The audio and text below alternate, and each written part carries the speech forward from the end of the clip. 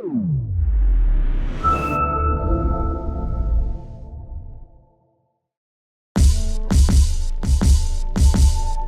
and welcome to a very special edition of the Pueblo County Sports Experience. We usually have players on here for interviews, but today we actually have a coach, a teacher, a sports enthusiast, Mr. Timmons. So welcome in. Glad to have you. Well, thank you for having me. Yeah, of course. I'm excited for this one. I think it should be a pretty good podcast. So yeah, I'm looking forward to it. So first off, you're the assistant soccer coach, right? So just in general, how did the soccer season go for you this year? The soccer season this year was very successful at both levels. In high school for us, we only have two teams, the JV and the varsity. And I've been coaching soccer for 10 years. And I didn't play soccer at all in life until I lived in Peru, had to learn it and fell in love with the game, understood it. And so last year life got crazy and had to take a year off, but got back into it this year. The varsity had an amazing season, 10-4, and unfortunately weren't able to get into the playoffs with stuff. But the JV too also had a lot of success, 8-4. Tons of guys went out for this year. Yeah, and we had fun, and it was a very good season of development, getting guys ready for next year. A ton of seniors this year that are moving on. A lot of those guys are hoping to play at the next level or, continue their playing careers. But it was super fun this year. It was great experience to be back into it. Yeah, no, I mean, it seemed like it. Like just watching you guys, it seemed like, the tempo was always up and stuff. And I thought it was kind of stupid how you guys missed the playoffs, but it's all right though. You guys, it seemed like you guys had a really fun season. I mean, the record shows that you guys did really good, so I think that's good. But was there anything different that you did this year that like kind of set this year apart from other years? I think for me, last year being away from the game and being a fan, a spectator, I was still studying the game and drills and coaching techniques and things about it. And sometimes you have the coach that's like he's the video game coach. Yeah. That controls everything from the sideline. He's directing his player, pass the ball, move here, do this, do that. And I really thought that's what needs to happen at practice. You can be the video game coach in practice, but once we hit the game, you as a coach have to leave it to your players. Yeah, just let them do the work. Yeah, because they're the ones playing. That's true. Like I can't make the decisions for them. That has to happen in practice where we work, so it becomes second nature for them.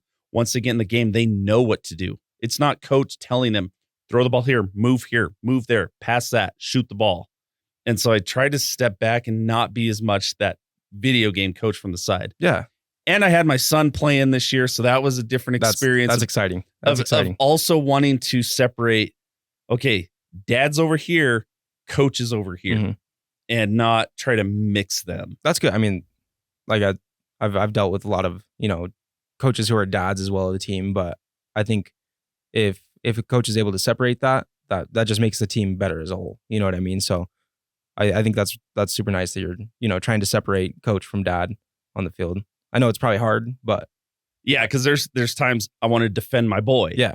But then the coach is like, no, I got to be equal for everyone. Exactly. And then after the game is usually like coach has to step off to the side and then supportive dad steps up. That's good. That's good. So it's not critiquing every moment because then the kid feels confused. Well, is this coach criticizing or dad criticizing or trying to help or whatever? Yeah. And so that was interesting to experience this year. But that's good though that you were, just trying to build them up and stuff like that. That's really good.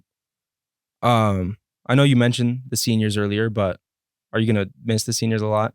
I get so emotional, Chase, every year with the seniors, especially the ones, on JV. Sometimes we do have seniors that are there to mentor and they get a lot of time, and you create really strong bonds with these young men. Yeah. And you see them go through difficult times. You see them overcome. You see different qualities that a lot of times you don't see in the classroom.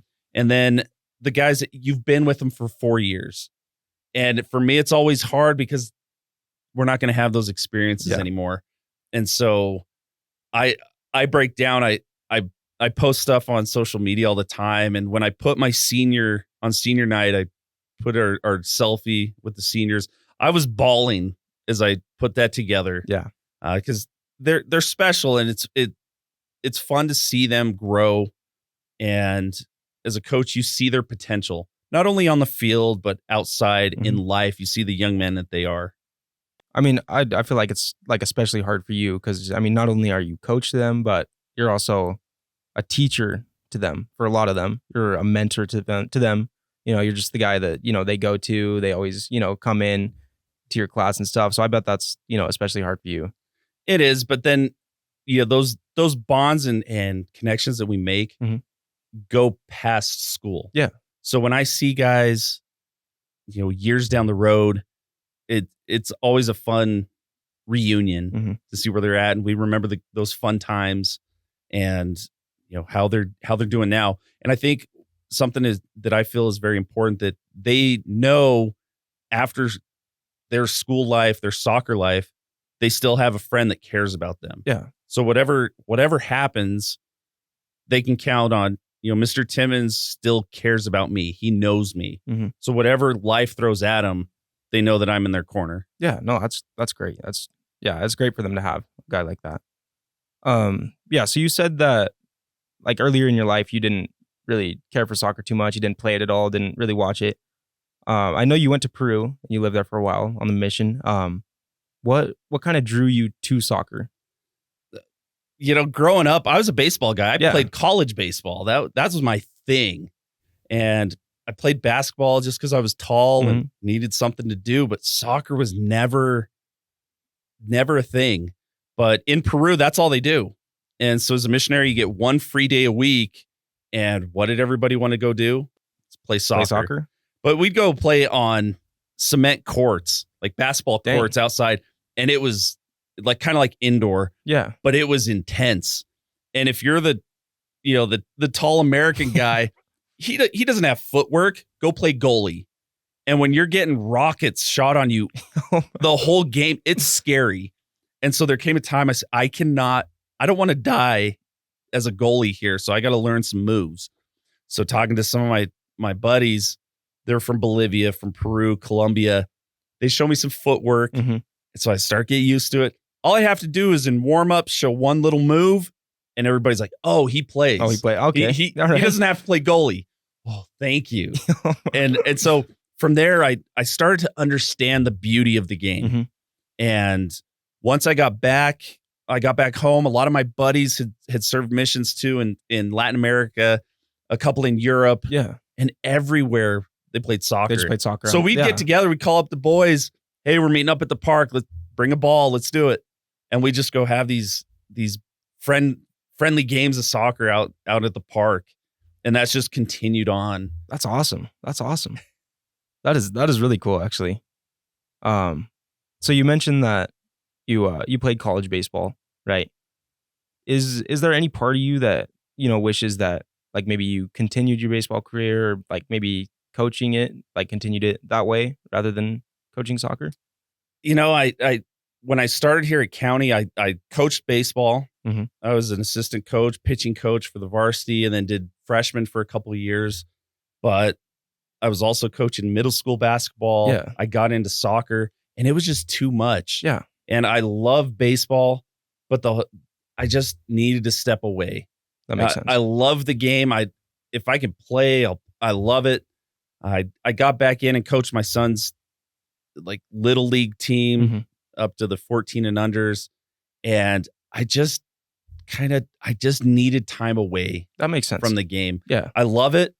I watch the Rockies all day, every day, and talk about baseball.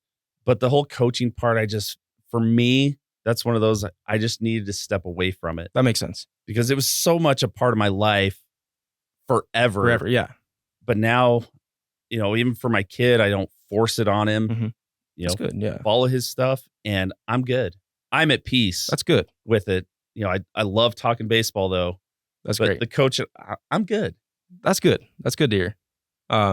You just said that you love talking baseball, right? And you have your own podcast about baseball. So you want to talk about that a little bit? Yeah, it's nothing special. My youngest brother, actually, when I went to school, I was going into radio broadcasting. Mm-hmm. Okay, I wanted to do this kind of stuff, Yeah. but talking sports, be a sports broadcaster. And when I got to CSU Pueblo, I was in the mass communications program. And once again, things in life, priorities changed. And I switched out of it and went into Spanish and teaching. Yeah. And my youngest brother went ahead and took the torch and got a degree in sports broadcasting journalism. And he actually works for the Fans First Sports Network and does him and another guy have a Rockies podcast, a weekly podcast. He writes articles for purplerow.com. It's a Rockies. It used to be the SB Nation. Oh, okay. Yeah. Affiliate for the Rockies. So he writes weekly articles on the Rockies. And him and I did a little side piece of Every Rocky Ever is a podcast we do. Yeah. And we just talk about former Rockies and kind of give them a shout out. Oh, that's he came up with that on a random, he created a Twitter account and started posting former Rockies, their stats. And he's got some pretty good interaction with former players that repost, they comment. That's sick. He'll ask the fans, what are the best memories of this player? And we kind of bring those up in the podcast. Oh, that's really cool. So it's like super interactive and stuff. That's cool. Yeah, that's really cool. It's just a weird little niche that we have that I don't know if anybody cares other than two nerds that love the Rockies, but it's something fun to do. Yeah, no, I like that though. That's pretty interesting. So like you're a big sports guy in general, right? Like what are your, like besides soccer and baseball, what other sports do you go? I love hockey. You like hockey? If I could skate, I love it. Whenever we'd play floor hockey in school, I was like, that was my jam. That was my thing. I loved it. But I can't skate. I'm a terrible skater, but I love the game. I love hockey.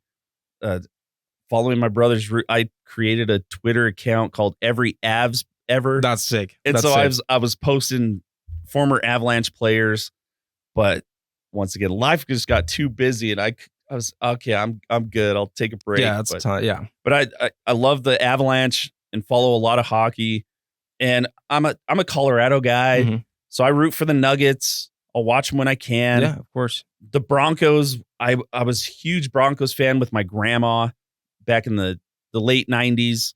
With the John Elway, the two Super Bowls. Yeah. And then a casual fan now. Just a casual. That makes sense. Yeah. I don't get angry when they lose.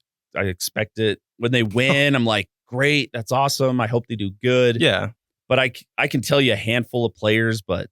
Yeah, you're not like a diehard fan. Yeah, I'm not. But like if somebody asked you, you'd say, oh, yeah. That's for sure. Okay. That makes sense.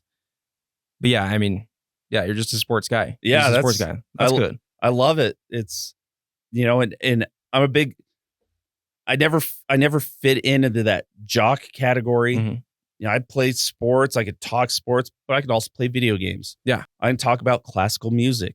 I think that's a big part is we want well-rounded athletes, but also well-rounded people. Yeah, exactly. Get to know a little bit of everything. Exactly. Yeah. I mean, I feel like I'm the same way. You know what I mean? So yeah, well-rounded people. I like that. I like that. So, for you, is it hard balancing being a teacher, being a coach, being a dad? Is it hard to balance all of that? Not really. I think sometimes I feel like I'm just a dad 24/7, even here at school, to try to help kids out, make them feel loved. Yeah. Show them that somebody cares. And I think it's all the same thing. A coach, a teacher, a dad, it's all the same thing. Because even with my kids, I need to teach them. I have to coach them up and motivate them. And then at the field, I got to take a dad role sometimes. I got to take that teacher role. And it's all the same thing, actually, for me, is what I feel. Yeah. It's all the same thing. And I I try to always keep that in mind. Mhm. Like, I can't just be one of them. I have to help out in any way that I can. Sometimes it's pulling a kid away so you can be that teacher, that mentor. And then other times I got to be that coach and be, there's consequence. You do this, you got to run. That makes sense. Yeah. And that's, they don't actually run, but, giving them that there's consequence for your actions, just like there is in the field. I mean, I feel like all the way around, whether, no matter what it is, dad, mentor, you're just a mentor, to everyone, you know what I mean? Just somebody that they can look up to. And you've definitely made an impact on a lot of kids' lives. So that's good for you. Well, what I think you guys as students don't realize is how much of an impact you actually have on your teachers or your coaches. And I think that's one of the coolest things about being a teacher or being in education is you learn so much from the youth. You guys are so capable and have so much potential, and you're so much more advanced in a lot of things than what my generation was at your age. Yeah. And it's a fun experience to be a part of that and see different perspectives, but then also share a little bit of life, or like me and my dumb life stories. Yeah. But it's good. And I think, again, you guys as students don't realize how much you impact us for the good. Yeah. We always think, oh, that kid, it just drives me nuts. No. There's so much more of, wow, look at that kid. Look at what they've gone through. Look at what they just did. I look at you guys in the broadcast. That's amazing. Yeah. It's awesome. These things that you guys get to do and creating a quality product. And I feel like it's like got to be nice, for you to see like kids show parts of what you try and teach. You know what I mean? So I think that's got to be nice for you. Oh yeah, and especially in Spanish. Yeah. When they do that, or I get an email or see somebody like, I'm doing great in my college course in Spanish, or at work I'm doing this, or I traveled to this place. Yeah. And I'm like, yes, that's all I ever wanted. Yeah. And most of the time they got a lot of inspiration from you, which is, it's great for every kid to have. So, all right. So what was your favorite memory from this past soccer season? Oh, this one is a good and a bad thing. We played Canyon City, and we had been playing pretty good ball for JV. Yeah. Things we're doing pretty well. And then we played Canyon City. My defense turned into Swiss cheese. But it was one of those, we had so much good going on in that game. Yeah. But it just completely fell apart. And we had a lot of different things start, like when they say the wheels fell off, that's what happened. Okay. All over the place. Dang. And so after the game, we walked way far away from the stands from anywhere else. And I just kind of blew up, calling guys out. I need you to do better. This, that, and the other. I need to do better. I stress, and a total meltdown. And the boys responded in a positive way because we were dominant the rest of the year. Really?